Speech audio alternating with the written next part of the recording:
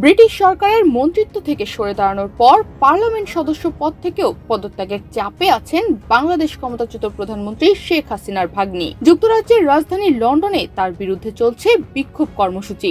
২১ জানুয়ারি British পার্লামেন্টের সামনে সমাবেশ করেছেন বেশ কয়েকজন বাংলাদেশি। তাদের দাবি, যার দায়িত্ব ছিল যুক্তরাজ্যের অর্থবাজারের ভেতরের দুর্নীতি সামাল দেওয়া, তিনি নিজেই দুর্নীতির অভিযোগে ডুবে আছেন। সে কারণে তাকে মন্ত্রী পদ থেকেও সরে যেতে হয়েছে। দুর্নীতিতে অভিযুক্ত এমন একজনকে ব্রিটিশ পার্লামেন্টেও দেখতে চান না বিক্ষোভকারীরা। শেখ হাসিনার বোনের মেয়ে টিউলিপ সিদ্দিকী এদেশের একজন এমপি ছিল পার্লামেন্টের। সে এদেশে পার্লামেন্টে থাকা অবস্থায় শেখ হাসিনাকে দুর্নীতিতে সহযোগিতা করায় এই দেশের লেবার গভর্নমেন্ট তাকে মন্ত্রিত্ব পদ থেকে সরে দাঁড়ানোর জন্য বাধ্য করে। আর এই কারণে আমরা শুধু এখানে খুশি না, আমরা চাই টিউলিপ সিদ্দিকীকে একজন পার্লামেন্ট মেম্বার থেকে বহিষ্কার করা হোক। টিউলিপ সিদ্দিক নানা সময় বলেছেন, রাজনীতিতে তার রোল মডেল তার খালা শেখ হাসিনা। ৫ আগস্টের রাজনৈতিক পট পরিবর্তনে তার খালা শেখ হাসিনা পালানোর পর টিউলিপের সব দুর্নীতি একে একে বের হতে শুরু করে।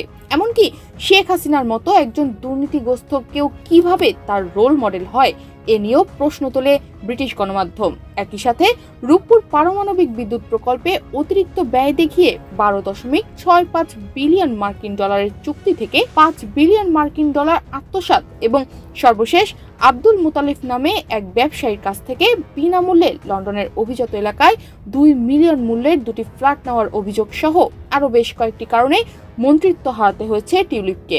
এজন্য টিউলিপকে ব্রিটিশ পার্লামেন্টে এমপি পদ থেকে পদত্যাগের জন্য এখন সমাবেশ করছেন তারা।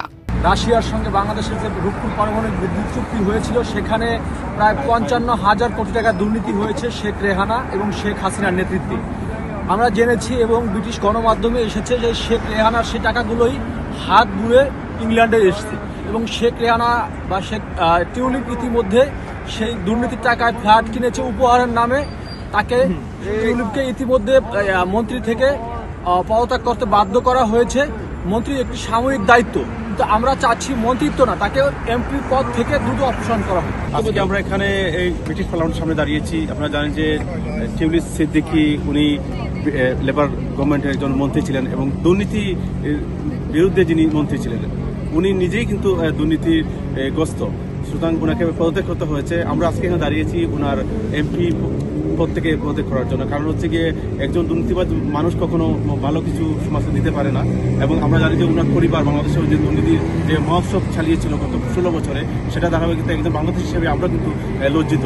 সুতরাং আজকের সেই দায়ভার থেকে আজকে আমরা এখানে দাঁড়িয়েছি ওনাকে পদত্যাগ করার জন্য আমরা দাবি জানাবো। যদিও যুক্তরাজ্যের প্রধানমন্ত্রী কিয়ার স্টারমার সবসময় টিউলিপের পাশে ছিলেন এবং মন্ত্রিত্ব থেকে পদত্যাগের সময় টিউলিপ নিজেকে নির্দোষ দাবি করেছিলেন, আর তার সেই দাবির সাথে সহমত পোষণ করেছিলেন ব্রিটিশ প্রধানমন্ত্রীর উপদেষ্টা স্যার লরি ম্যাগনাস এবং কিয়ার স্টারমার।